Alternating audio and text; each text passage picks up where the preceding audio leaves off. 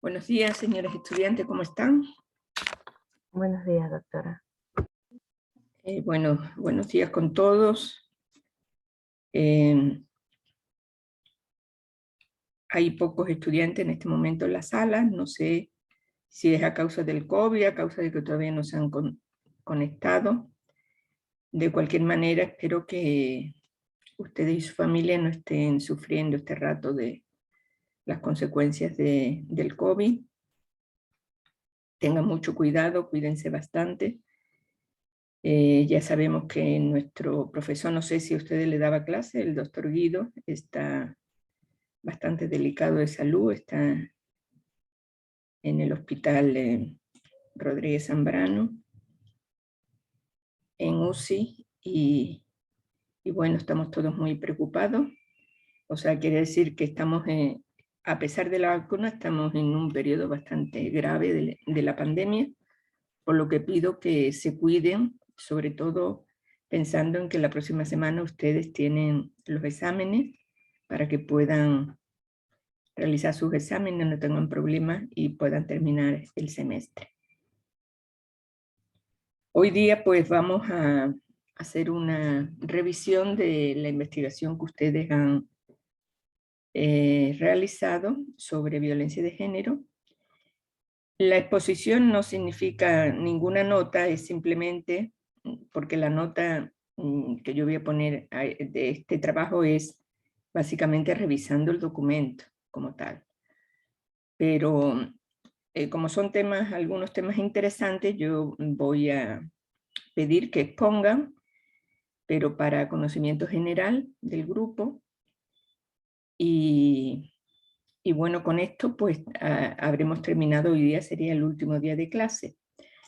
El día jueves ustedes se van a dedicar a la tarea que está pendiente de buenas prácticas en los servicios de salud. Yo les sugiero que hagan ustedes el grupo focal. Hay dos metodologías, la encuesta grupo focal. Creo que el grupo focal le va a tomar menos tiempo, pero eso es decisión de ustedes. Hagan lo que ustedes convengan con su grupo. Pero ya saben que tienen el jueves para hacerlo. Y bueno, el examen pues será la próxima semana. Yo no sé si ya se está decidiendo los días del examen. De cualquier manera, Lizzy, usted me tiene que poner al tanto el momento que ya se Es- decida el sí, día. sí, doctora, ya tenemos Ya la tienen el fecha. día. No sé, ajá, no sé si le parece que se la diga. Claro, claro, cómo no. Dígame. Sería el lunes 24 de 9 a 11 de la mañana. No sé si le parece bien, Ya, o pues sea, igual. sería de 9:30. Ok, nueve y entonces media. sería 9:30 a 11, perfecto. Igual Nueve y eso ya media, fue. bueno, ustedes saben que es una hora el examen y un cuarto de hora para la preparación. Más o menos eso, ¿no? Yo ya les mandaré el link para el día lunes, ¿ok? Inmediatamente después de esta clase. Disculpe, muy buenos días. Buenos días. Lo que pasa es que yo no puedo recibir examen a esa hora. Pero se supone que todos se han puesto de acuerdo. Entonces, ¿a qué hora podría usted recibir? Para ver si todos, o sea, porque cuando me dicen una fecha, Sí, ya se había estipulado esa hora, pero es que yo tengo una cita médica a esa hora, que no la había confirmado. bueno, pues a no ser que todos lo postergan un poco más tarde, puede ser de 10:30, porque la cita médica, ¿qué hora tiene usted? Es a las 10, doctora. No Pero sé si entonces bueno. pero es que tengo que viajar, la cita médica es en Puerto Viejo. Ah, bueno, no sé. A no ser que se una usted al grupo que hacen el examen el lunes a las 8 de la mañana.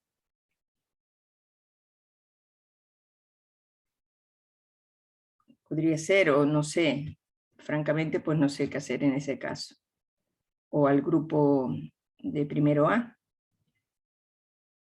Ese creo que sería mejor, el de primero A.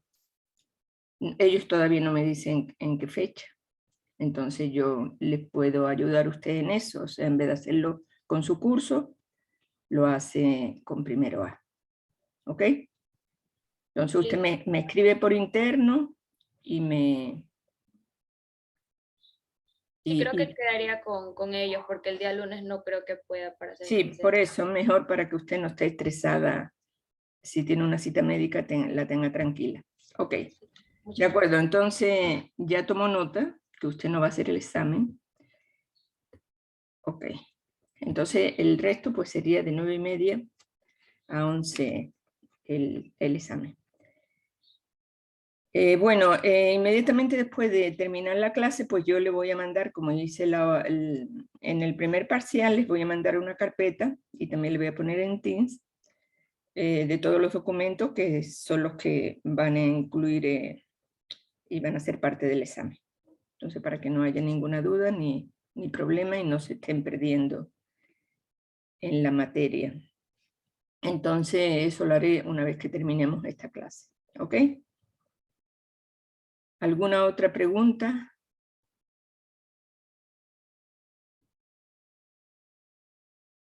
Bueno, entonces, señores,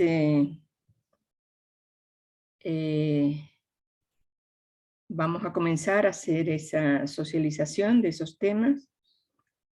Y bueno, yo decirles y darles las gracias porque es la última clase que tenemos. Espero que esta materia pues, les haya servido para, sobre todo para crear principios y valores y bases para su perfil profesional. Ustedes están comenzando, pero es necesario que vayan adquiriendo esa fase de su perfil profesional y espero que la materia les haya servido. Le doy las gracias a todos. Ustedes han sido un grupo bastante proactivo, bastante bueno en sus exposiciones, en todos los trabajos que hemos hecho. Entonces, muchas gracias a todos. Ahora vamos a empezar. Por favor, el grupo que investigó la lucha por el voto femenino, que por favor presente. Buenos días, doctora. Ya, deme un minuto, por favor. Ok.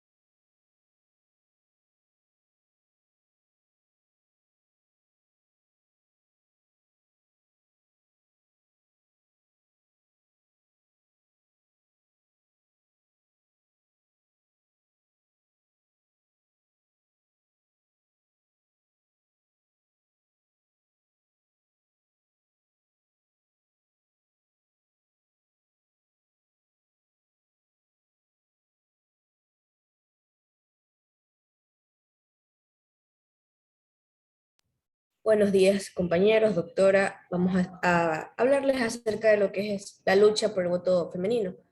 Nosotros somos quienes habla, Camila Giler, Lizzy Palacios, Leonidas Alcíbar y Steven Tonguino.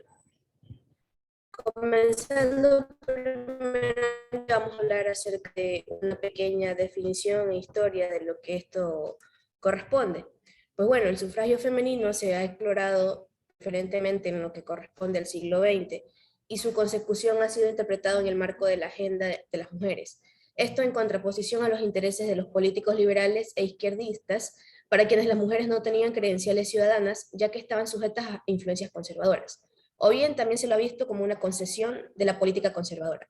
El estudio del sufragio femenino en el Ecuador tiene especial interés, ya que fue uno de los países donde se otorgó tempranamente el voto a la mujer, y pese a diversos intentos por rescindir este derecho, se lo ha mantenido interrumpidamente desde 1924. Bueno, luego continuamos con el siguiente tema.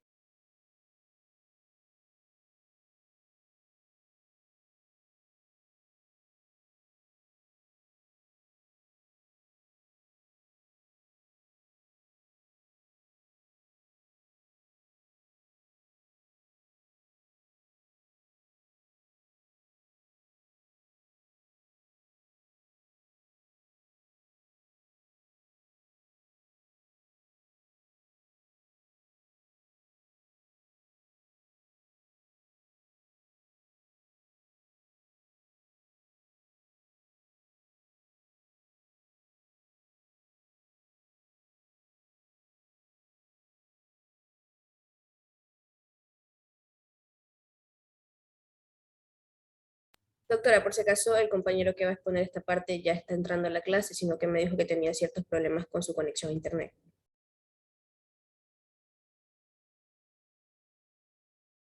De acuerdo, no hay problema.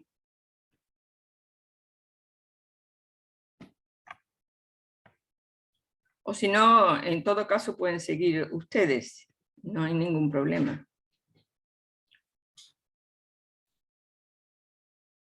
Porque, como les he dicho, o sea, básicamente yo voy a poner la nota en función de lo que ustedes han investigado, de su investigación como tal.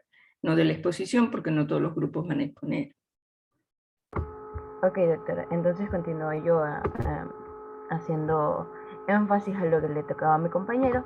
Y si bien es cierto, a ver, vamos a empezar. A mediados de lo que es el siglo XVIII, más o menos, aproximadamente, en lo que es el contexto de la Ilustración, un grupo de escritoras y pensadoras europeas lanzan ideas a lo que es la naturaleza de la mujer, cuestionando la jerarquía de sexos y señalando la falta de coherencia en el tema francés, lo que corresponde a libertad, igualdad y fraternidad. A pesar de ser los valores de la lucha de las clases sociales, las mujeres seguían regladas a que el papel es es simple objeto al uso para lo que es el sexo masculino, es decir, el hombre. A primera ola feminista se cuestionaban los privilegios masculinos defendiendo a la biología de lo que es la mujer, en la cual apta para los mismos hombres y utilizando los distintos filósofos y científicos masculinos como una prueba. En esta etapa, básicamente lo que sirvió fue para que pidiera la igualdad de derechos civiles, incluidos los de trabajar y recibir la misma educación digna. Y fue también aquí donde empezó a empezar y a contemplarse lo que es la posibilidad de un sufragio femenino, ¿no? Que esta ya sería en la segunda ola.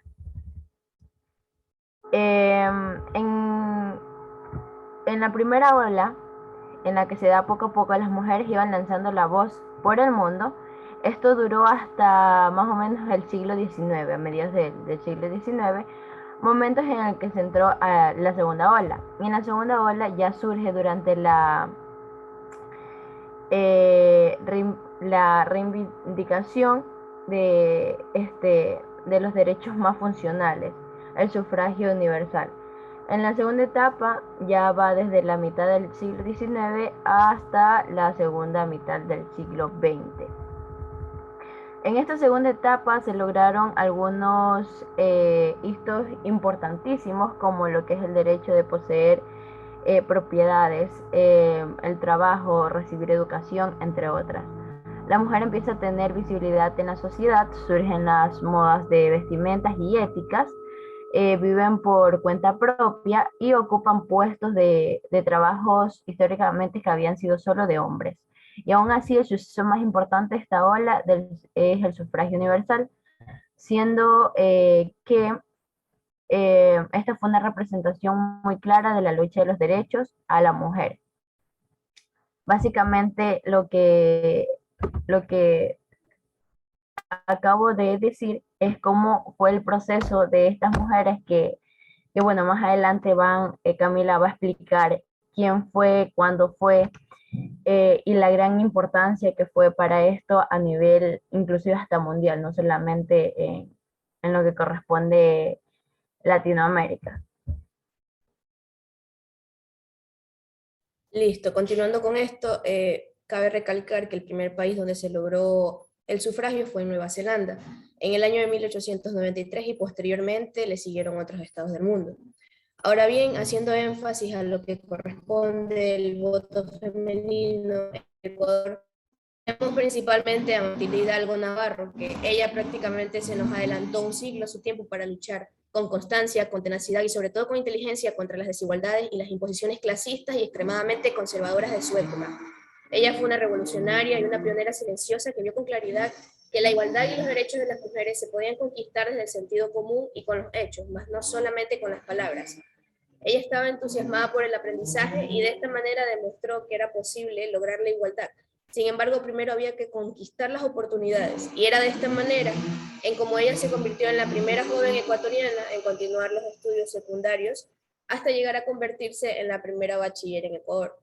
De esta manera, ella también fue la primera mujer en doctorarse en medicina aquí en nuestro país. Pero sin embargo su mayor logro fue conseguir forzar a las autoridades nacionales a que le permitieran votar en elecciones presidenciales, abriendo así la posibilidad del voto femenino por primera vez en todos los países hispanoamericanos. La reivindicación y el ejercicio efectivo del derecho del sufragio de las mujeres marcó también un punto de inflexión hacia la posibilidad de repensar y de reconstruir el espacio en la política, en los derechos civiles y en la idea de lo público. Este fue sin duda uno de los momentos transformadores en el ejercicio del poder político en el Ecuador, y no solamente en el Ecuador, sino en toda la región latinoamericana. Si bien el camino para el empoderamiento político de las mujeres se abría, aún quedaba muchísimo por hacer. La conquista del sufragio femenino también fue un motivo para la parodia y la burla, así como la génesis de las formas contemporáneas de violencia política contra las mujeres.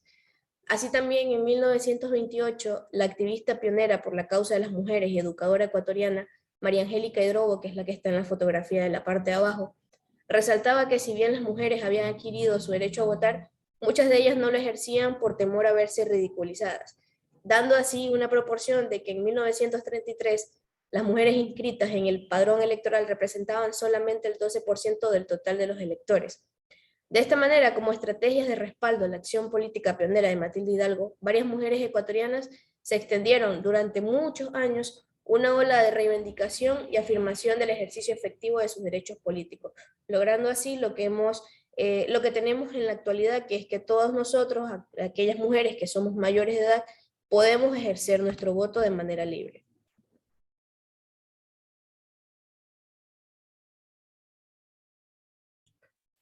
Bueno, con eso terminan, ¿verdad? No, doctora, aún hace falta una diapositiva. Ok. Perfecto, ahora vamos a continuar con lo que es la legislación vigente en Ecuador, en la cual nos ayuda a proteger el cumplimiento de los derechos del sufragio. En los primeros tiempos de la República del Ecuador, el sistema no reconocía lo que es el sufragio universal, al que solo tenían derechos los élites sociales y economistas, o los hombres en cierto caso, ¿no? Estas eran representadas por los varones, obviamente, que sabían solo leer y escribir. Tenían una edad mínima de 25 años, cuando, como lo mencionaba Camila, ya ahora nosotros teniendo 18, a partir de los 18 años ya tenemos ese privilegio, porque de una u otra manera es un privilegio. Y bueno, estos gozaban de lo que era la renta anual de, de lo económico, tenía ese privilegio. Con lo que es la revolución liberal se ordena a cada municipalidad la creación del riesgo electoral, perdón, del registro electoral, a la vez que se buscó garantizar lo que es la forma secreta, directa, igual, libre, universal y universal de lo que son las elecciones. En la actualidad, todo ciudadano del Ecuador tiene derecho a votar libremente y de forma anónima, permitiéndoselo así que también su presencia y la observación, o sea, todo eso ya cuentan como un derecho y está en el artículo 34 de lo que es la ley electoral número 59 y esto se dio en 1986. Y bueno, en lo que son las leyes vigentes con respecto al voto de la mujer, básicamente este es un pensamiento liberal. El principio de la igualdad se concreta, en una igualdad formal y abstracta, que se materializa en el reconocimiento que se debe a partir del ordenamiento jurídico. Y si bien es un ordenamiento jurídico, garantiza que las mujeres al derecho al voto no impiden al derecho de ser electas. Esto no significa que por el solo reconocimiento jurídico de las mujeres ejerzan lo que son el derecho de manera equitativa, ¿no? Y hay que recordar que en 1928 se estabiliza lo que es el Comité Interamericano de Mujeres en La Habana, con el objetivo de recabar información sobre el estatus legal y político de las mujeres en América y reportar lo que son los resultados. En el mismo año, la Liga de las Naciones, ahora lo que son las Naciones Unidas, acogía que las mujeres eran como plenipotencias. Y lo que es Paulina Luisini, que es uruguaya, es la primera mujer bachiller y ginecóloga de su país. Fue la que fue delegada gubernamentalmente como una mujer de América Latina en las Ligas de las Naciones. Más tarde, en 1993, hubo una mujer también que fue presidenta de la Asamblea Nacional General de las Naciones Unidas, en la cual era Vijaya Lakshmi. Esta fue, como ya la mencioné, la mujer que fue elegida como la primera mujer presidenta de la Asamblea General de los que son las Naciones Unidas. Muchísimas gracias.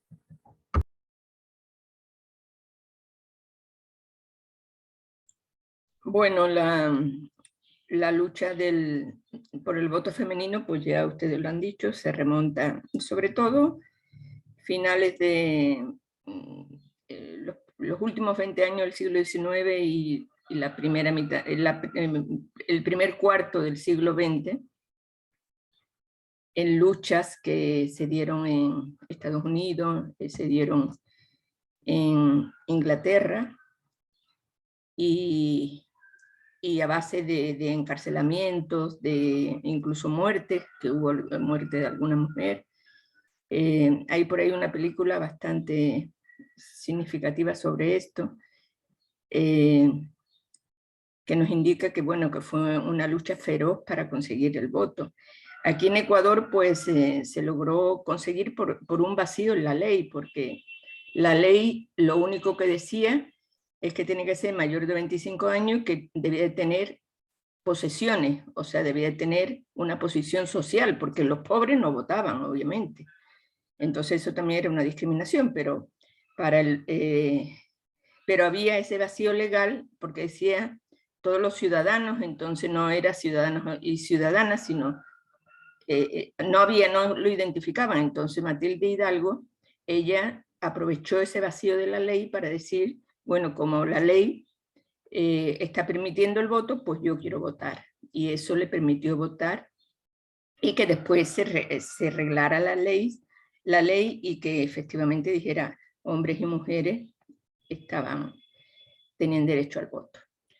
En sí, pues eso ha sido una de las primeras conquistas importantes, yo diría universales, porque en todos los países del mundo, sin ponerse de acuerdo las mujeres, pues lucharon en esa misma época por esos derechos. Fue como un despertar de las mujeres para reivindicar un derecho político, y realmente pues eso también fue el germen de la lucha por otros derechos. Muy bien, gracias al grupo, y ahora vamos a a pasar al grupo que investigó sobre femicidios.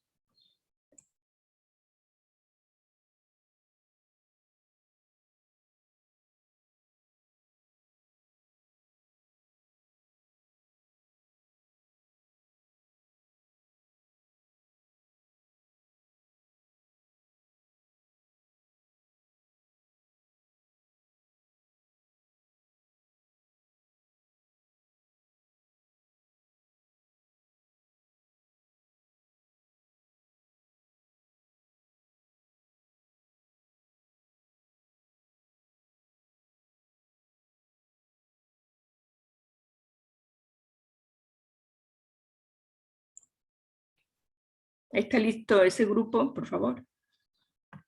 Sí, doctora, ya le compartimos. Ok. Un momento, por favor. Muy bien.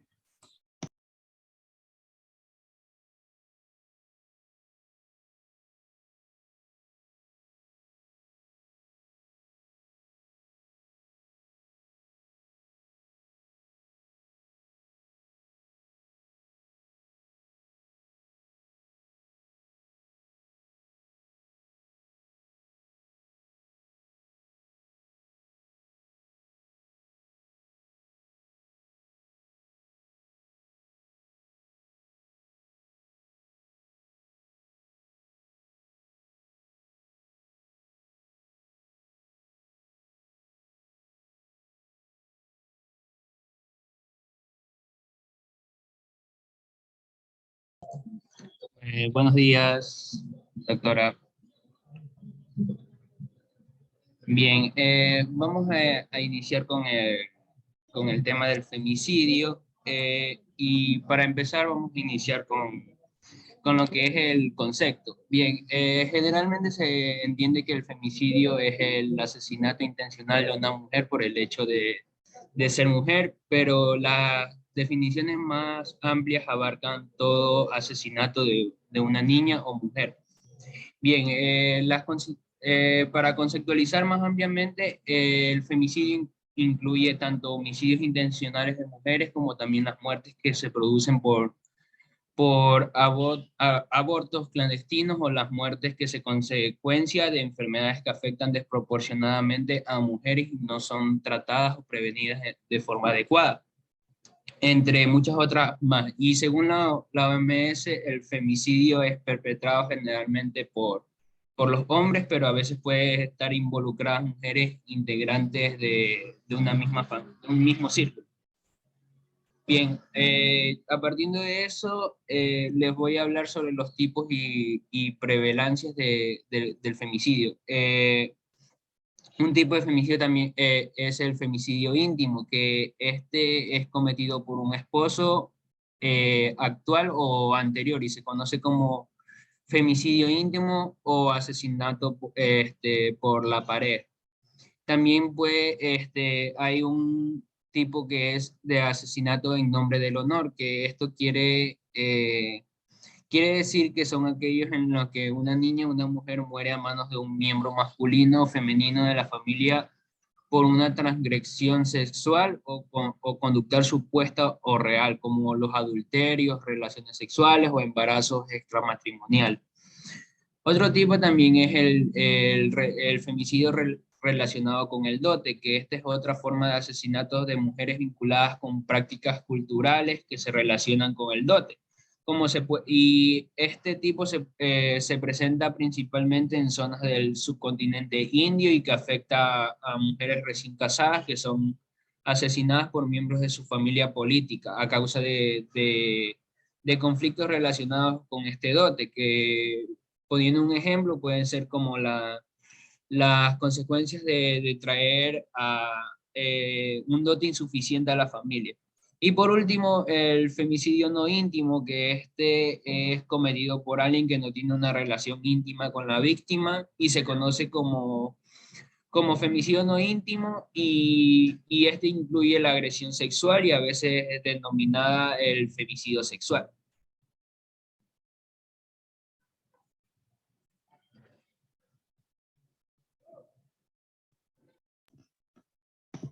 Ya, yo les voy a hablar acerca de las causas del femicidio.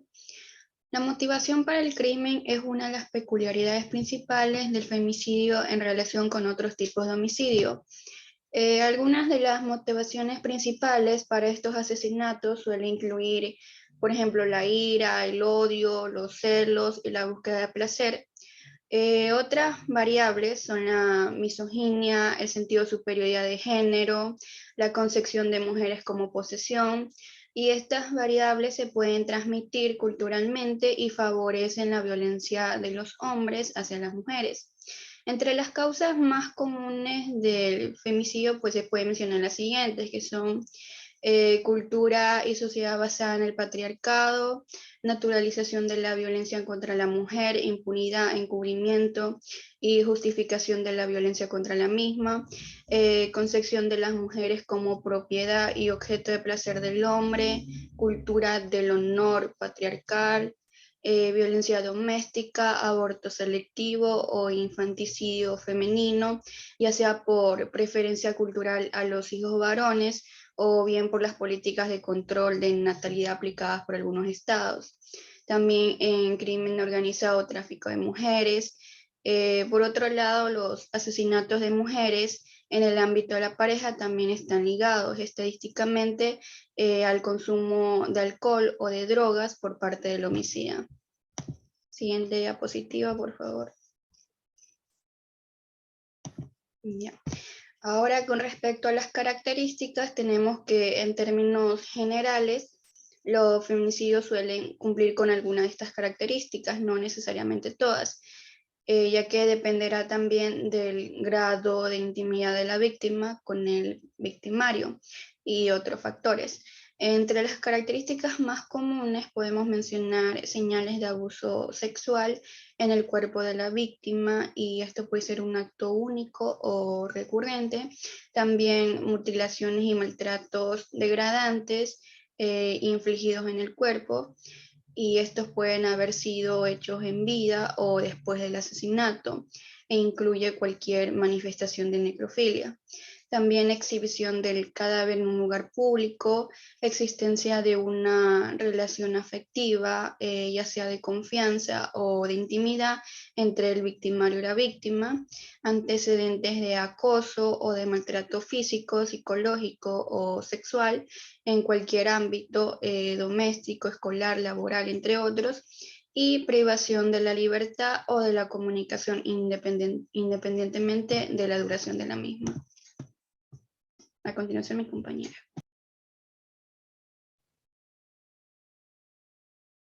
En cuanto a las estadísticas mundiales, primero cabe recalcar que no existen como que cifras exactas de lo que es el femicidio, pero según la OMS, más del 38% de las muertes violentas de las mujeres ocurridas en el mundo en el 2013 fueron cometidas por su pareja. En cuanto a la Comisión Económica para Latinoamérica y el Caribe, dice que en el 2016 cada día murieron en promedio al menos 12 mujeres latinoamericanas y caribeñas, solamente por el hecho de ser mujeres. Según la CEPAL, al menos 4.091 mujeres fueron víctimas de femicidio en el 2020 en América Latina y el Caribe. Y pese a la mayor visibilidad y condena social, se observaba una disminución en comparación con respecto al 2019. En el 2019 hubieron 4.576 casos de femicidio. La siguiente, por favor. Ya, ahora hablando de las estadísticas específicamente en el Ecuador, primero cabe recalcar que la violencia contra la mujer es un grave problema que va a afectar en el Ecuador, y pues esta va en aumento. En el 2020 fueron 118 femicidios desde el 1 de enero hasta el 31 de diciembre. 19 de estas víctimas tenían menos de 18 años, una de ellas era de 1 añito, y la más adulta era de 83 años, y entre las edades más frecuentes que sucede esto es entre los 25 y 30.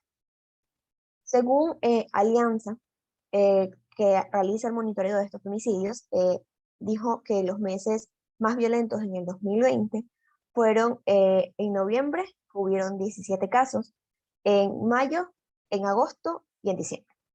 Y el 12.8% de estos casos fueron las víctimas reportadas como desaparecidas antes de confirmarse el femicidio. La siguiente, por favor. Ya en el 2021 fue el año más violento para las mujeres y para las niñas.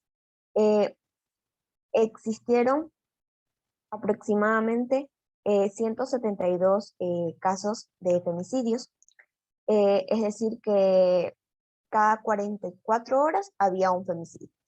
El 64.4% de las víctimas fueron femicidios como tal, 7 fueron transfemicidios y 62 fueron muertes violentas de mujeres por delincuencia organizada, que igual contiene un componente de lo que es femicida y también de género. Entre las víctimas de este 2021 fueron 11 eran niñas y adolescentes entre menores de 18 años, 5 tenían entre 1 y 4 años y 5 también eran adultas mayores. El 46% de los casos iban a tener un vínculo sentimental o la persona agresora era del círculo de confianza de la víctima. Tras cometer ese crimen, pues 13 de los femicidas se suicidaron y 5 intentaron hacerlo. Y como conclusión podemos decir que, pues, como sabemos, el problema del femicidio está muy arraigado con el Ecuador y como nos podemos dar cuenta, va en aumento. Entonces, ¿qué se puede hacer?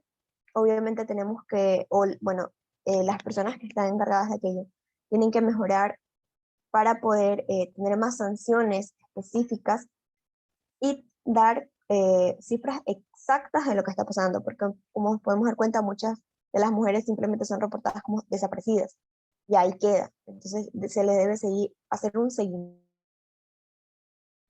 Gracias.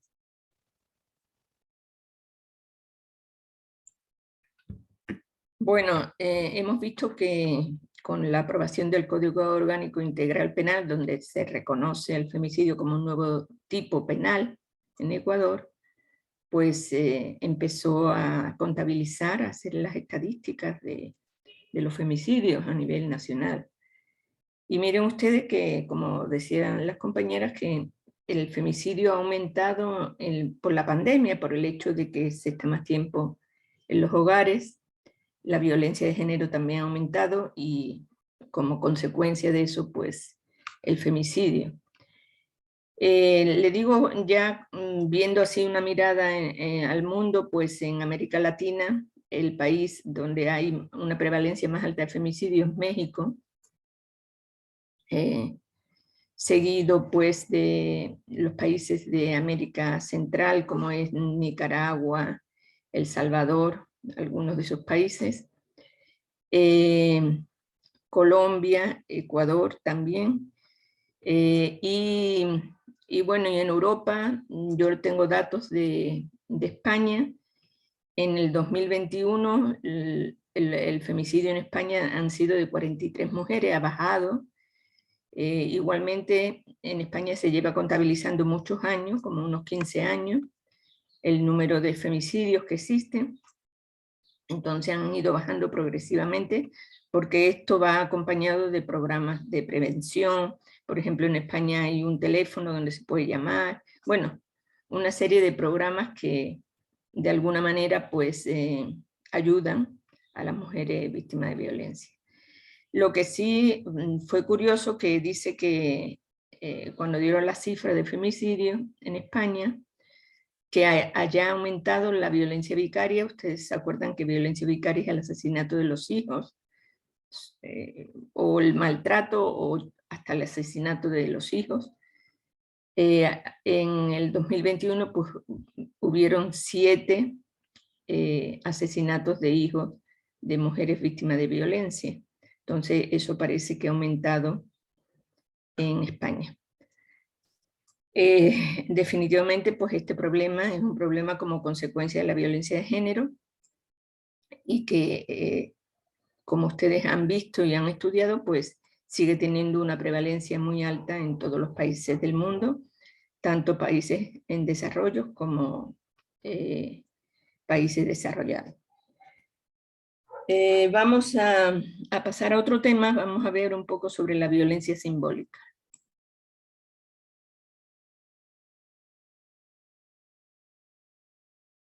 Ya comparto, doctora, un momento.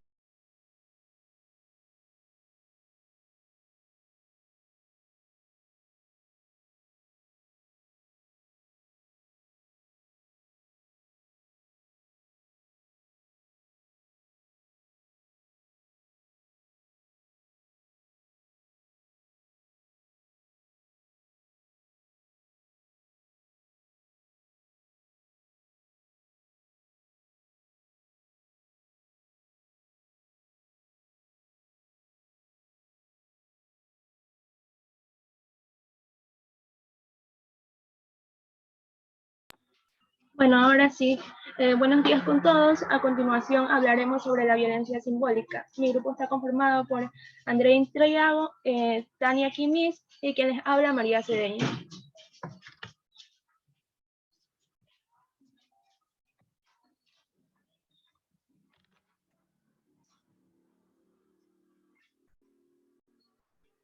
Bueno, ahora sí, definiendo la violencia simbólica, según Bourdieu, que es un sociólogo, bueno, era un sociólogo francés que se dedicó a estudiar temas que la sociedad los consideraba como triviales, en la década de los 70 definió a la violencia simbólica como una relación social donde el dominador ejerce un modo de violencia indirecta y no físicamente directa en contra de los dominantes, los cuales no la evidencian o son inconscientes de dichas prácticas en su contra, por lo cual son cómplices de la dominación a la que están siendo sometidos. ¿Qué quiere decir con esto? Que, bueno, la violencia simbólica generalmente es un tipo de violencia que se podría denominar como invisible, ya que la sociedad se ha encargado de hacerla parecer como un tipo de violencia normal y a la cual en el contexto de la sociedad lo hemos visto como algo recurrente.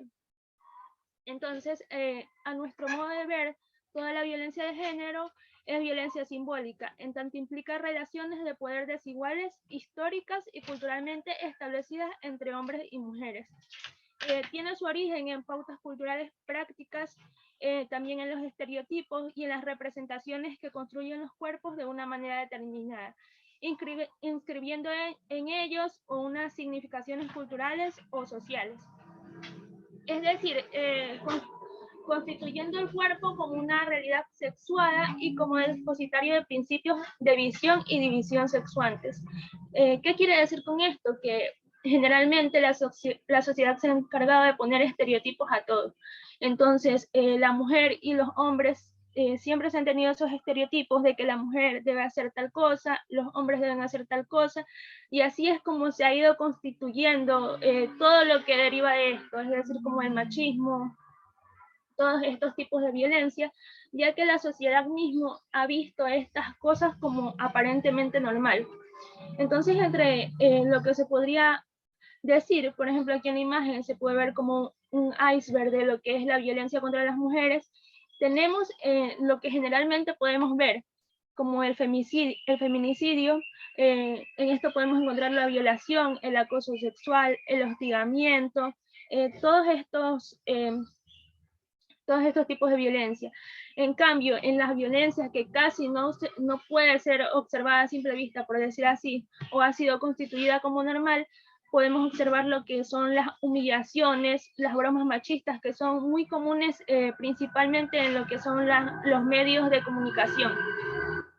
Entonces, la publicidad sexista, quiere decir con la publicidad sexista, que como podemos ver a todo lo que encontramos promocionando, ya sea en una televisión, una valla publicitaria, se puede observar cómo muchas veces, no solo a las mujeres, sino que a los hombres se los hace ver como un objeto para llegar a promocionar un producto. Esto es decir, como generalmente lo suelen poner con poca ropa o de una manera provocativa. Entonces, también se encuentra lo que es el micromachismo, o sea, es un machismo que es considerado en una menor manera como no tan violento, y es algo que la sociedad se ha acostumbrado. esta construcción social del cuerpo, la que atraviesa todo ejercicio de dominación simbólica, se da una interacción entre aspectos como la etnia, el sexo, la lengua y también la religión. Frente a los casos de violencia física, existe un agresor que se puede identificar. Es aquel que se puede, de acuerdo a lo que haya hecho, se lo puede apresar en el mejor de los casos, y cuya culpabilidad que a veces da sensación de avance, por decirlo así, en la sociedad, erradicando así la violencia hacia las mujeres. Pero en este caso de violencia, que es considerado un tipo de violencia simbólica, es la cultura del sujeto el enunciador de la violencia, que no encuentra materialidad alguna en su desarrollo y en su invisibilidad, y justamente sostiene su función ideológica de dominación. Entonces, ¿cómo vamos a avanzar como sociedad si seguimos viendo esto como algo normal? ¿Cómo vamos a castigar algo que las personas lo categorizan como lo que es normal y lo que no debe como que ponernos tanto alerta? Bueno, ahora siguiendo con esto, voy a hablar sobre los instrumentos de reproducción de la violencia simbólica. He escogido este subtema porque siento que es muy importante, ya que los medios son aquellos que nos mantienen generalmente a las personas informados y muchas veces mal informados.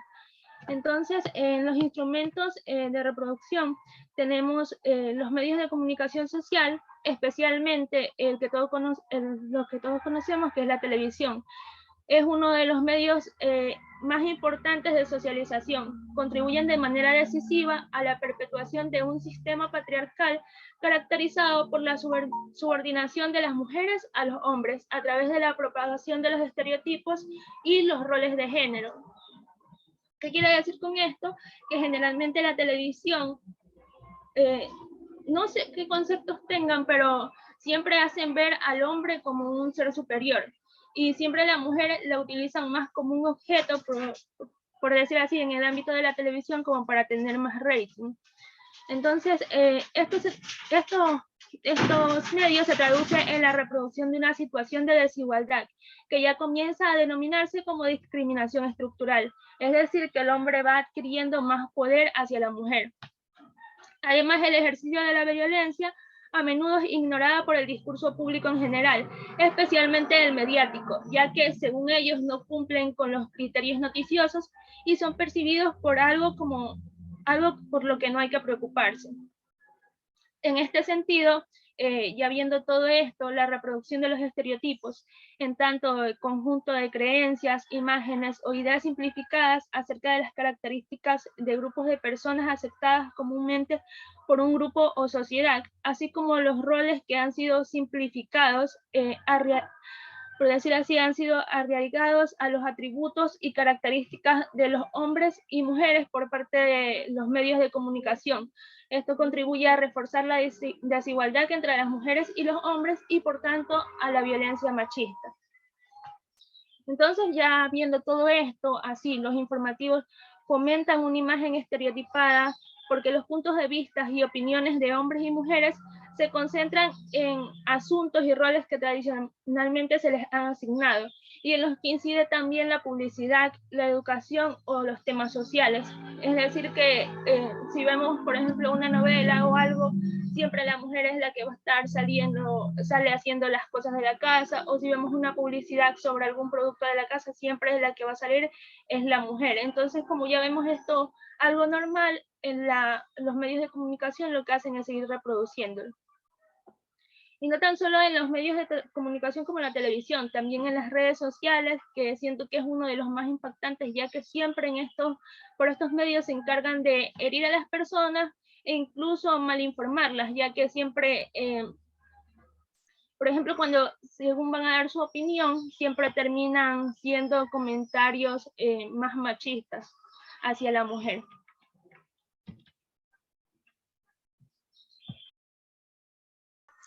Bueno, yo voy a hablar sobre la violencia simbólica contra la mujer.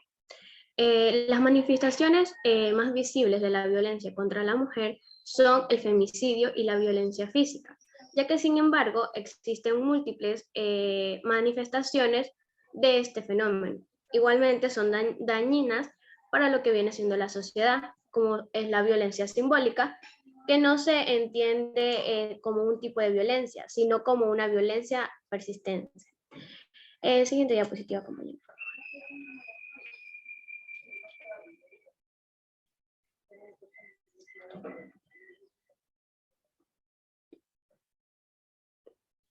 Bueno, la forma de pensar y actuar que naturaliza y reproduce la subordinación y el abuso, especialmente como vemos en las mujeres, es una forma de violencia que está socialmente normalizada a través de los usos y costumbres y se manifiesta en una variedad de normas, donde se incluye el control económico, el control social, la movilidad, el desprecio moral, el desprecio estético, el desprecio sexual, la inhabilitación intelectual y tanto también profesional.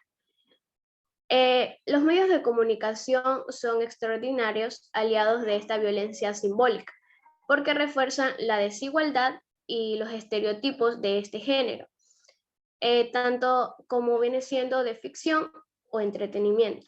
Como podemos ver aquí, tengo un cuadro donde podemos ver que hay violencias visibles e invisibles. Como visibles viene siendo el asesinato, la agresión física, la violación, el abuso sexual, etc. Y las no visibles son humillar, ignorar, despreciar, culpabilizar, etc. Siguiente diapositiva, compañera. Bueno, hay varios ejemplos sobre la violencia simbólica en la mujer. Como ya lo habló mi compañera, hay la violencia simbólica en medios de comunicación. Esto se va a encontrar en lo que son las revistas, programas de variedades, videojuegos, hasta en caricaturas las mujeres son exhibidas para extraer al espectador. No solo hablamos de pronunciados, sino que a la mujer también por vestirse con escotes, vestidos cortos y utilizar maquillaje, tienen violencia simbólica. En algunos casos, también se utiliza a la ama de casa o mandil para perpetuar los estereotipos de género. Los medios de comunicación tienen responsabilidad social frente a la exclusión genuina, ya que esto legítimamente es culturalmente con las relaciones del ámbito de la vida social.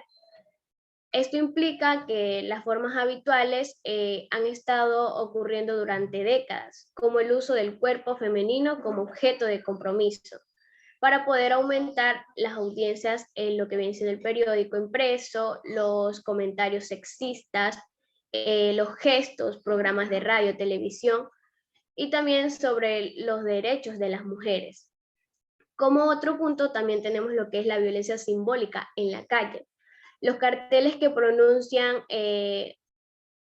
desde lo que viene siendo refracciones, prendas deportivas, hasta pizzerías, usan la imagen femenina para atraer al espectador. Como podemos ver en la imagen de ahí, está hablando sobre una ferretería y tiene a la mujer ahí mostrándole. Entonces siempre, hasta pueden ver, cuando son lo de lavados de carros, tienen a las mujeres, les toman fotos para que sea un llamado de atención para los hombres. Bueno, en casos, los carteles vienen acompañados de mensajes con dobles sentidos, como podemos ver también el que está en la imagen. Siguiente diapositiva, compañera. Bueno, la violencia simbólica en las leyes pueden restringir lo que son la movilidad de las mujeres, impedirles o cuestionarles que viajen solas. Un claro ejemplo de la violencia simbólica es lo que es poco común, pero está en práctica habitual siempre, que es la manera de vestir de la mujer. Otra forma que se ejerce es cuando la víctima de violación se cuestiona por la puesta del momento de la agresión, ya que por eso mismo es la manera de vestir, que lo dice el hombre que, por esa manera que tú estás vestida, por eso te pasó lo que te pasó, y no. La violencia simbólica en el lenguaje, como podemos ver, hay dichos o refranes o frases, usos corrientes que tienen estereotipo de género. como lloras como niña, pareces vieja, calladita te ves más bonita.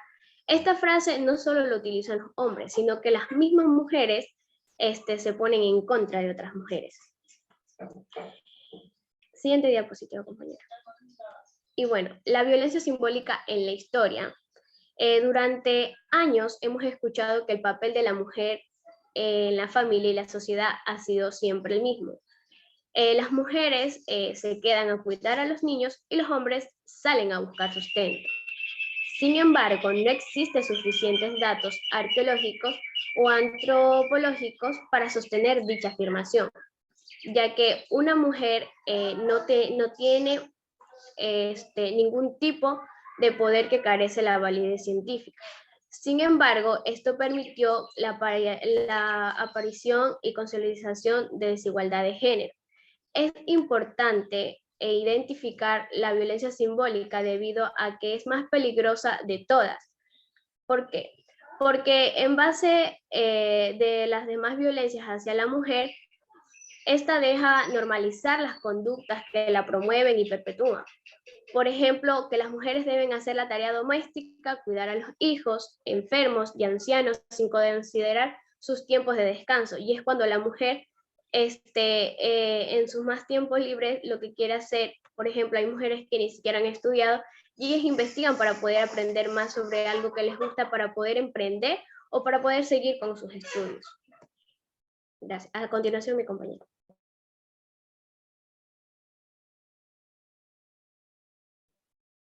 Yo les voy a hablar sobre la prevención de la violencia simbólica.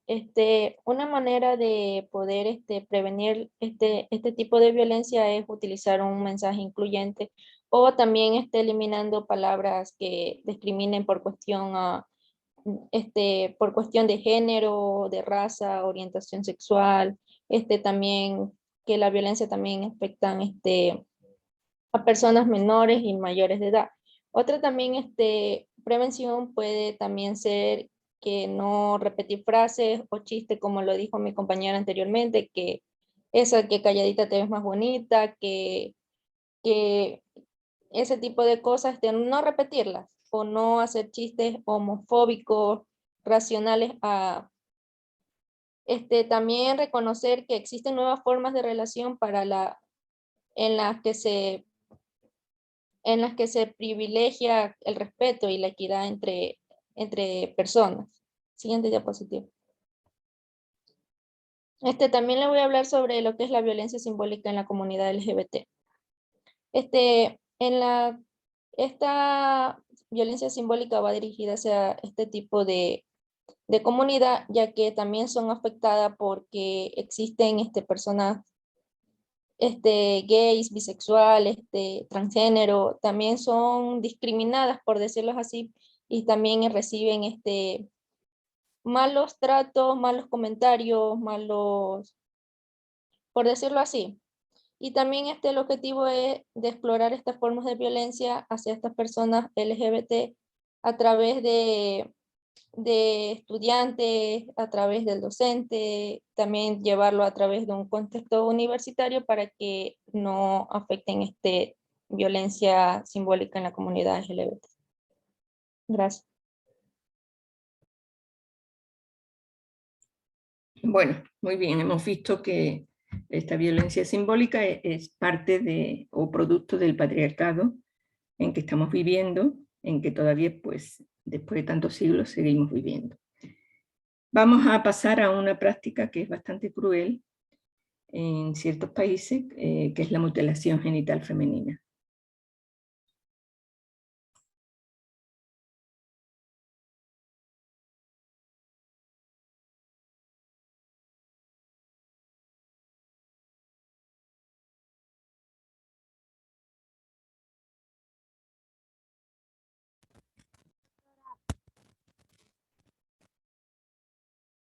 Ahora ya vamos a compartir.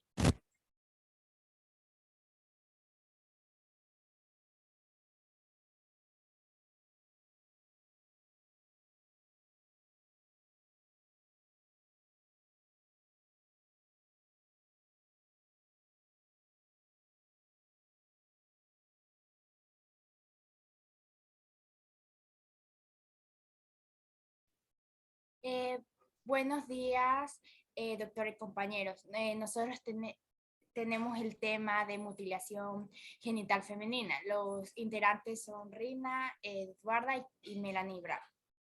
Bueno, para comenzar con nuestra investigación, nosotras optamos por primero conocer más sobre el tema. Entonces tenemos que lo que es esta mutilación genital femenina, como lo pueden observar, va a ser un procedimiento en lo que los tejidos de los órganos genitales de la mujer son deliberadamente cortados, lesionados, eliminados parcial o totalmente. Más adelante les vamos a explicar los tipos y a qué se refiere esto que estoy mencionando. Bueno, como pueden observar, con frecuencia implica la extirpación de los labios vaginales y como la Organización Mundial de la Salud describe este tipo de procedimiento como un procedimiento que va a lastimar estos órganos por razones que no son médicas. Más tarde también les explicamos cómo realizan y qué instrumentos utilizan para hacer estos procedimientos. Bueno, ¿por qué sucede? En la actualidad existen varias razones por las cuales sucede esta práctica.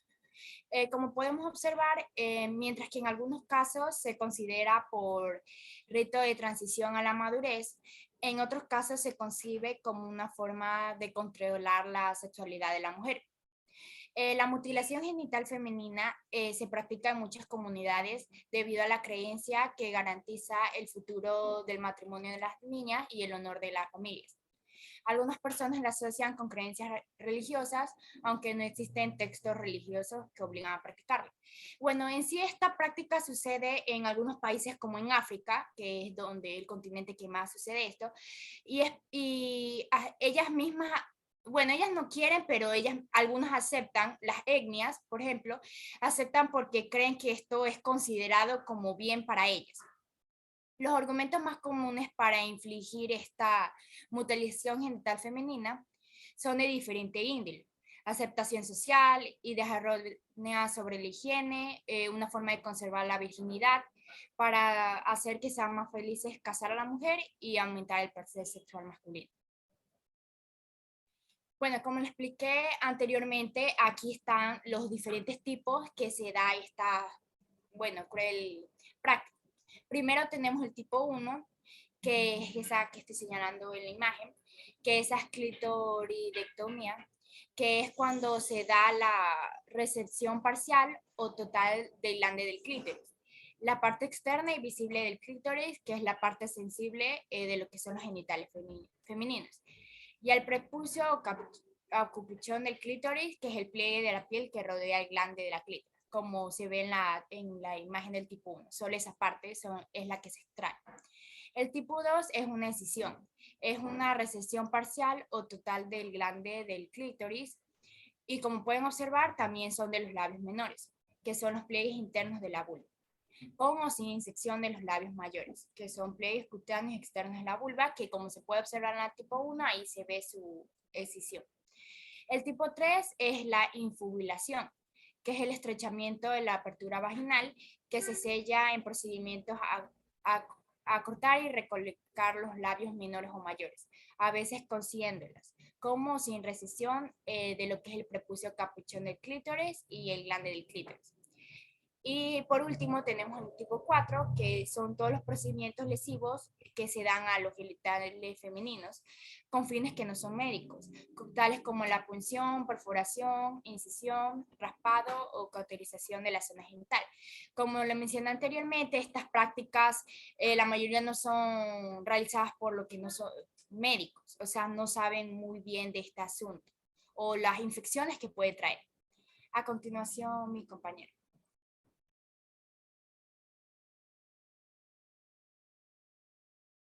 Bueno, el siguiente punto que tomamos en cuenta es a cuántas mujeres afecta. Según la investigación que realizamos, se cree que más de 200 millones de niñas y mujeres han sido víctimas de algún tipo de lo que vendría a ser la mutilación genital femenina. Los índices han estado aumentando como consecuencia de lo que vendría a ser el crecimiento de la población mundial. Las niñas y mujeres que han sido sometidas a la mutilación genital femenina viven principalmente en África y los estados árabes, pero la mutilación genital femenina también se practica en otros países de Asia, Europa del Este y América Latina. También de igual manera se practican entre las poblaciones migrantes en Europa, América del Norte, Australia y Nueva Zelanda. Como otro punto consideramos lo que vendrían a ser las consecuencias. Prácticamente al hablar de las consecuencias, esta mutilación genital femenina en sí no ofrece beneficios para la salud, más bien tiene consecuencias físicas e incluso también llega a tener consecuencias psicológicas a largo plazo. Entre estas consecuencias encontramos las infecciones urinarias, como en el tracto urinario encontramos los problemas vaginales, prurito, vaginosis bacteriana y otras infecciones. Los problemas menstruales vendrán a ser lo que es la menstruación dolorosa, el tránsito difícil de la sangre menstrual. Encontramos el tejido y cleloides cicatriciales, problemas sexuales, menor satisfacción, entre otros. Mayor riesgo de complicaciones en el parto, pueden existir lo que son hemorragias, tener la necesidad de hacer una reanimación al bebé, un parto difícil y la mortalidad neonatal. También encontramos lo que es la necesidad de intervenciones quirúrgicas, en ocasiones en la zona genital escocida repetidas veces y como se mencionó anteriormente, a largo plazo se pueden dar lo que vendrían a ser trastornos psicológicos como depresión, ansiedad, estrés y escasa autoestima.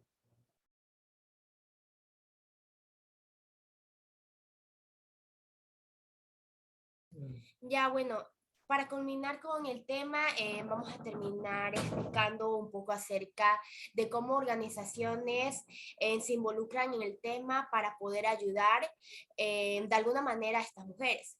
Primero tenemos a la OMS, que como bien ya sabemos es la Organización Mundial de la Salud. Esta en 2008 adoptó una resolución sobre la eliminación de la mutilación genital femenina, en la que subraya la necesidad de una acción concertada entre lo que serían los sectores de salud, educación, finanzas, justicia y asuntos de la mujer. Aquí en este Word se puede observar cómo las actividades de la OMS ha hecho 3 factores, por así decirlo, para poder eliminar esta mutilación. La primera dice acerca del fortalecimiento de las respuestas del sector de la salud. Esto quiere decir o dar relevancia a lo que es la elaboración y aplicación de materiales formativos, instructivos, tanto como la capacitación y políticas para que los dispensadores de atención de la salud puedan tratar y aconsejar a las mujeres y a las niñas que han sufrido estos procedimientos y ofrecer información para prevenir esta práctica, que como ya lo han mencionado mis compañeras anteriormente, este tema no tiene ningún efecto positivo a la salud y de igual manera hace daño y no utilizan servicios médicos, o sea, solo utilizan cuchillas o navajas y eso causa mucho dolor a las niñas como a las mujeres. Bueno, ya. También vamos a hablar de la segunda propuesta o argumento, que es la generalización de evidencias. Esto trata de la generalización de conocimientos sobre las causas, las consecuencias y los costos de esta práctica. En particular porque algunos dispensadores de atención de la salud se prestan a realizarla, cómo eliminarla y cómo cuidar a quienes lo han sufrido. Y por último tenemos las medidas de promoción.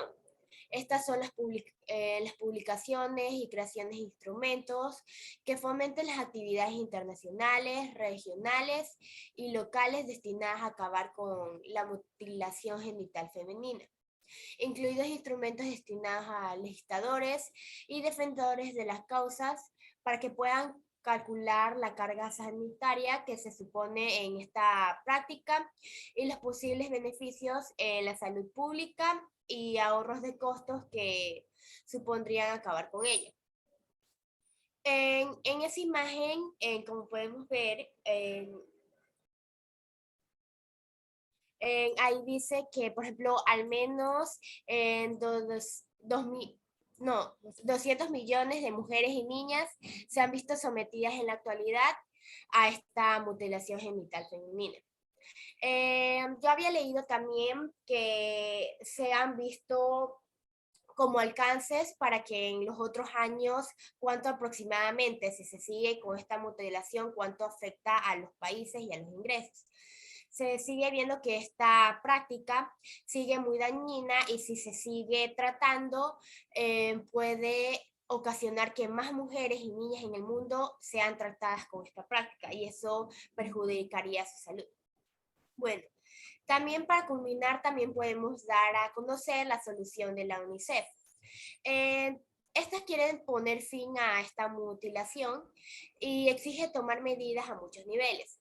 Incluye a las familias, a las comunidades y a los servicios de protección y atención para las niñas y a las mujeres. Asimismo, como se puede ver, también existen leyes y compromisos políticos en los planos locales, regional, nacionales e internacionales. La UNICEF y el Fondo de Población de las Naciones Unidas, que como pueden ver ahí es la UNFPA, dijeron conjuntivamente el programa mundial más importante para la erradicación de la mutilación genital femenina. Este programa promueve leyes y políticas de tolerancia cero, al tiempo que colabora con trabajadores de la salud para eliminar esta práctica y presentar a las mujeres y a las niñas que han sido sometidas a ella. Para ayudar a modificar las normas sociales, trabajamos con las comunidades para hablar abiertamente sobre los beneficios de acabar con la mutilación genital femenina y fomentar la opción de esta práctica. Bueno, eso fue todo acerca de esta práctica de mutilación genital femenina. Gracias. Bueno, como ustedes ven, pues esa práctica es un producto cultural, a veces religioso, aunque no hay ninguna religión, está explícitamente dicho que se haga esa mutilación.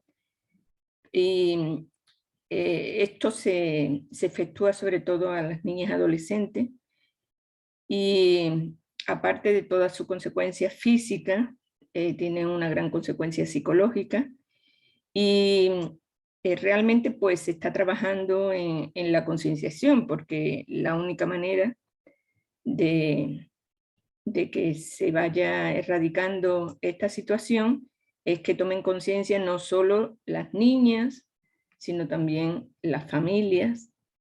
Y esto ustedes saben que todos los métodos preventivos son bastante lentos. Entonces, bueno, se calcula, la OMS calcula que en algunos países de África, en algunos no recuerdo cuál es, pero son varios, ha disminuido en 40 años, disminuido un 15% esta práctica, pero miren ustedes que es bastante bajo. Y bueno, yo creo que ahí tienen un trabajo bastante duro, pues todas estas organizaciones, UNICEF y muchas ONG que se dedican a concientizar a las familias para que vayan desechando esta práctica dañina contra la salud. Bueno, señores, vamos a pasar a otro tema.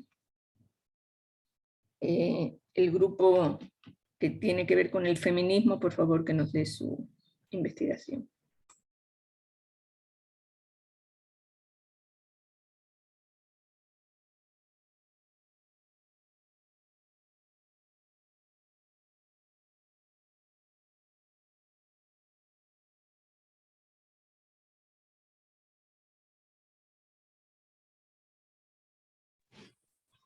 Bien, buenos días, profesora, doctora y compañeros presentes.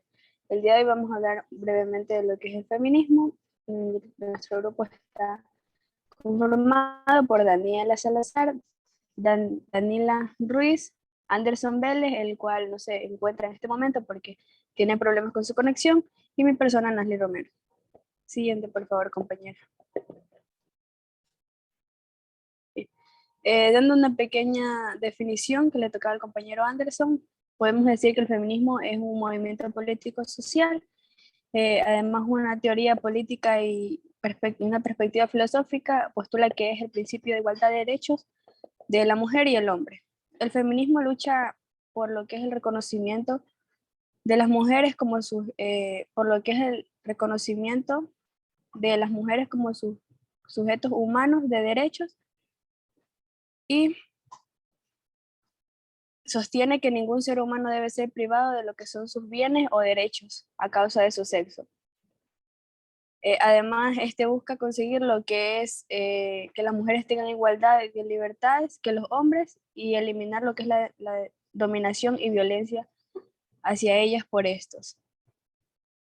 Surgió lo que es alrededor del siglo XVIII con la publicación de la obra Vindicación de los Derechos de la Mujer por Mary Wollstonecraft en 1792. Y ha tenido un importante desarrollo teórico, político y filosófico desde ese entonces. Bueno, tenemos que el feminismo centra su análisis en lo que es el rol del patriarcado en estructura de las relaciones de desigualdades del poder entre los varones y las mujeres.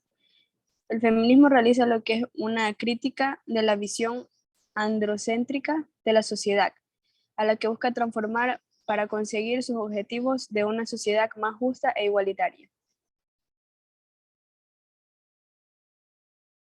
Siguiente. Ahora vamos a hablar sobre los tipos de feminismo. Vemos que existen 6 tipos de feminismo. El feminismo filosófico, el anarquismo feminista, el feminismo liberal, el feminismo radical, el feminismo abolicionista y el feminismo postcolonial. Respecto a lo que es el feminismo filosófico, aquí va a reflexionar sobre el concepto de la mujer en lo que es el orden social y además va a realizar una revisión histórica de la filosofía, donde aquí la mujer fue borrada. En el anarquismo feminista, hace referencia a un feminismo radical, el cual va a defender el sistema patriarcal de nuestra sociedad es el verdadero problema, porque imparte autoritarismo y también la opresión del hombre sobre el género femenino. El feminismo liberal, promueve el reconocimiento de las capacidades de las mujeres en el ámbito laboral o incluso en otras actividades. El feminismo radical se sustenta en la desigualdad social, manifestando que esta ha sido causada por el patriarcado, en la sumisión de la mujer al hombre. Respecto al feminismo abolicionista, entre los diferentes tipos de feministas, hay quienes conforman parte de este tipo. Y por último, el feminismo postcolonial, estudia la figura de la mujer en ámbitos geopolíticos postcoloniales. En ello se va a analizar las relaciones de dependencia con la metrópoli como modo de construcción social.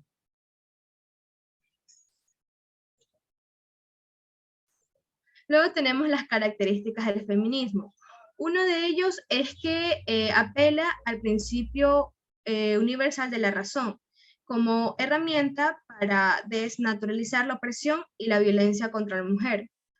También otra de las características es que se va a apegar al principio de libertad individual y al ejercicio de derechos, ya sean civiles, políticos, esto sin discriminación por el género u otro elemento ajeno a la razón y a la ética.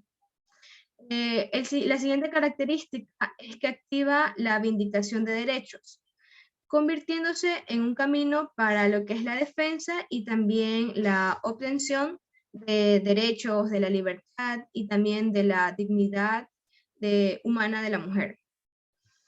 Y por último tenemos que defiende los derechos concretos, tales como derechos al trabajo, a la equidad laboral, a la educación, a los derechos reproductivos, sexuales y también a un trato respetuoso y digno. Respecto a las estadísticas que realizó el país, tenemos las siguientes preguntas. ¿En qué medida se considera feminista? En esta imagen podemos observar que está por edades 18 a 24 años, 25 a 34, 35 a 44 y así sucesivamente. Lo que es el caso de las mujeres, considera que 64.5 mujeres de 18 a 24 años se consideran feministas. De 25 a 34 años, 57 mujeres se consideran feministas. De 35 a 44 años, hay 48.9. De 45 a 54 años, hay 40.6. 55 a 64 años, 54.6 mujeres, y de más de 65 años hay 51.8 mujeres que se consideran feministas.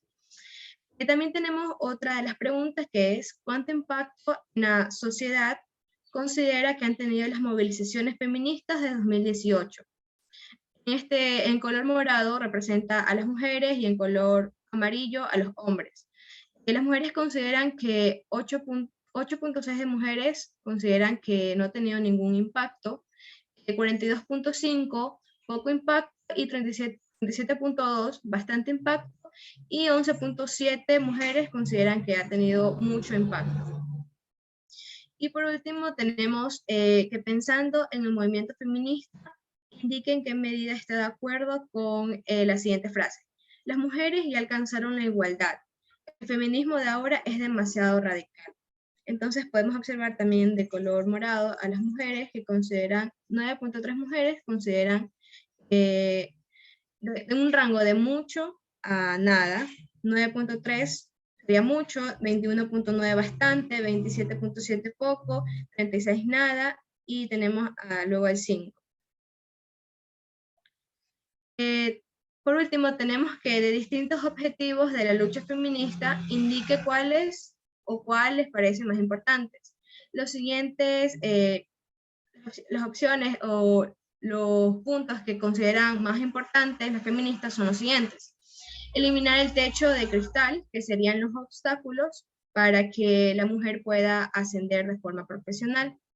Tenemos que un 53.3 de mujeres consideran esta opción importante, y en sí sería una de las más importantes, al igual que el romper con los estereotipos de género, que sería el 40.8, y también aumentar y visibilizar la lucha contra la violencia de género con el 52.3. Y el que consideran menos importante, podría decirse, sería el uso del lenguaje inclusivo, que el lenguaje no sea masculino por defecto. Por último, tenemos lo que serían las 4 olas feministas, que sería la ola de la Ilustración, la ola liberal sufragista y la ola de la liberación sexual, y por último la ola de la sororidad. En lo que es la ola de la Ilustración, como podemos observar aquí en esta imagen, en lo que sería la revolución industrial, aquí las mujeres empezaron a cuestionar los privilegios masculinos, afirmando que no son de una cuestión biológica y o natural. Luego tenemos la ola liberal sufragista, que aquí en 1918 se consigue el derecho al sufragio, cuando en Inglaterra se regula el voto para mujeres que sean mayores de 30 años y tengan posesiones como una casa. Luego tenemos la ola de la liberación sexual. Aquí su lema fue "lo personal es político", y buscaba llamar la atención sobre la opresión de la mujer en el ámbito privado. Y por último tenemos la ola de la sororidad. Este término hace referencia a lo que sería la hermandad entre mujeres, con respecto a las cuestiones sociales de género. Bien, en cuanto a los derechos que fueron otorgados a las mujeres, sobre todo, gracias a este movimiento, tenemos en primer lugar y como fundamento la Declaración Universal de los Derechos Humanos. Este de aquí, que surgió en 1948, definió por primera vez en la historia los derechos básicos y libertades, donde puso a las mujeres y a los hombres derechos por igual. La siguiente. Yéndonos ya más específicamente de 1900 a 2000, tenemos en 1993, que es donde surgió la Declaración sobre la eliminación de la violencia contra las mujeres. Es decir, que esta declaración defendía a la violencia que tenían las mujeres anteriormente. Ya en 1994 nació un programa, este aquí va a ser el programa de acción que fue brindado por la CIPD, que fue un plan de acción que va a reconocer la salud sexual y reproductiva de la mujer, más no como un objeto sexual, por así decirlo. En 1995 nació la Declaración y Plataforma de Acción de Beijing, que fue un marco integral aprobado en la Cuarta Conferencia Mundial sobre la Mujer. Ya yéndonos más específicamente de 2000 a 2015, sí, la siguiente. En el 2000, la resolución de 1325 del Consejo de Seguridad fue el primer marco legal y normativo de las Naciones Unidas en reconocer que las consecuencias de la guerra, afectaban de una manera diferente a las mujeres. Ya en el 2015 nació la Declaración del Milenio de las Naciones Unidas, que es donde se analizó el progreso y se formó una agenda que fue la Agenda de los Objetivos de Desarrollo Sostenible. Bien, yéndonos a una mirada a nivel mundial, tenemos que el Día Internacional de la Mujer, que es un día, como su nombre lo dice, solamente para las mujeres, donde el primero de estos días, que fue en 1911, reunió personas tanto de Austria, Dinamarca, Alemania y Suiza, que estaban a favor del sufragio y los derechos laborales de la mujer. Es decir, que trataba de equilibrar el derecho de sufragar y los derechos laborales, es decir, que tener tener la posibilidad de adquirir el mismo trabajo y poseer el mismo sueldo. La siguiente. Bien, tenemos que desde la península arábica hasta las capitales del norte de África, las mujeres protestaban por los derechos como parte de un movimiento que es el movimiento panarábico. Estadísticamente, 1 de cada 3 mujeres en la actualidad sufre violencia a lo largo de su vida o ha sufrido violencia dentro de su hogar, por lo menos en una ocasión. 830 mujeres, ya hablando más de femicidio, mueren cada día a causas relacionadas con el embarazo, sobre todo relacionadas con el aborto, ya que no todas salen bien.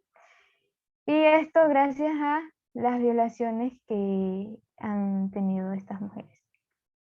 Bien, la siguiente. En Yemen, las mujeres son las que van a involucrarse en el proceso de la paz, mientras que en Siria son las que ponen, por así decirlo, una huelga, donde ponen como objetivo el futuro del país.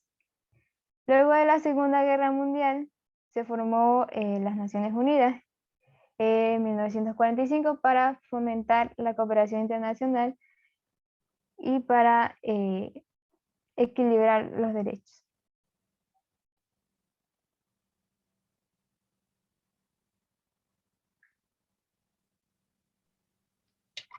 Bien, en cuanto a los aspectos sociales y políticos, sociales positivos, tenemos que pone de relieve algunos problemas graves de nuestra sociedad que afecta a las mujeres como colectivo.